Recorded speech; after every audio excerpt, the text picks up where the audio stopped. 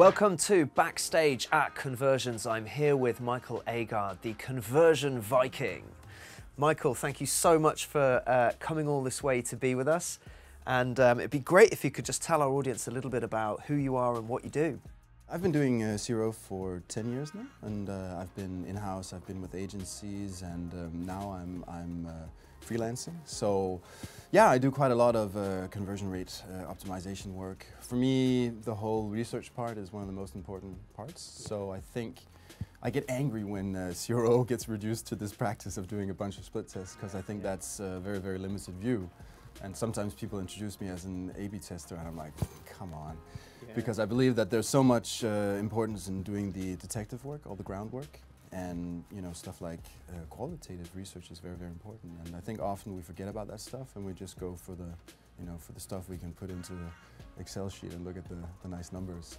But that only takes you part of the way. So Michael, give us the headlines of the talk you did on stage today.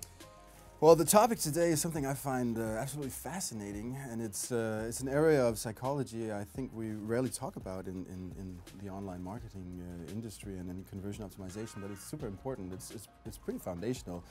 It's confirmation bias. The title of my talk was "Your Brain is Lying to You: How to Become a Better Marketer by Overcoming Confirmation Bias." So confirmation bias is kind of deeply rooted in human psychology, and it's a tendency for us to look more for confirmation than actual information. We have a tendency to accept things we agree with at face value and not really question them, and vice versa.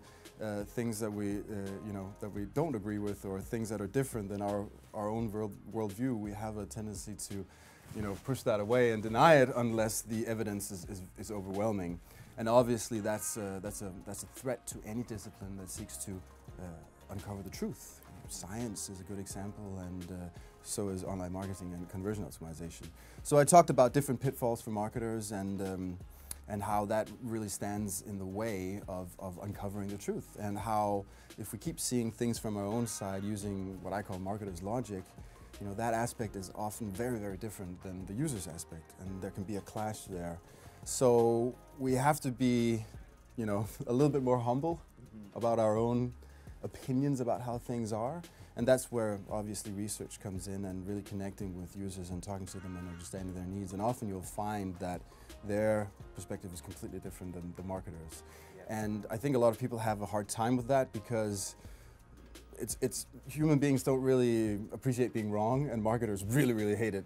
But I think it's such an important step. I mean, really, that's the only way to try and be scientific. It's not just, if you form a hypothesis and you've already decided what the outcome is going to be, then there's not really need to do it anymore. It doesn't uncover anything new. So I like to say that you have to be wrong a lot before you can be right in the end. So that's one of my messages today, was saying, we have to facilitate a culture, where you can fail quickly in the right environment and then learn from it and iterate. So that's kind of my big message today. And tell me, what is really interesting or exciting about the world of conversion rate optimization for you that you didn't get a chance to talk about on stage? I like going back to a lot of the basics, and I think psychology is really, really important. And lately I've been working with a guy who I hold in high regard, Brian Kugelman from Also Spark. We're collaborating now, and he's been teaching me about neuroscience, for example.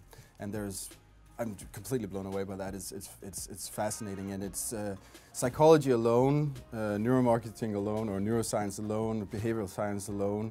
They're pretty isolated areas, so you kind of have to get a little bit from each before it really becomes practical. One of the things I think is incredible about neuroscience is actually learning how the brain chemicals affect us, and how much all mammals actually have in common. So I think those building blocks are really, really interesting. That's kind of what gets me fired up these days. So where do you go to get inspiration, and who are some of the players in the industry that you find really inspiring?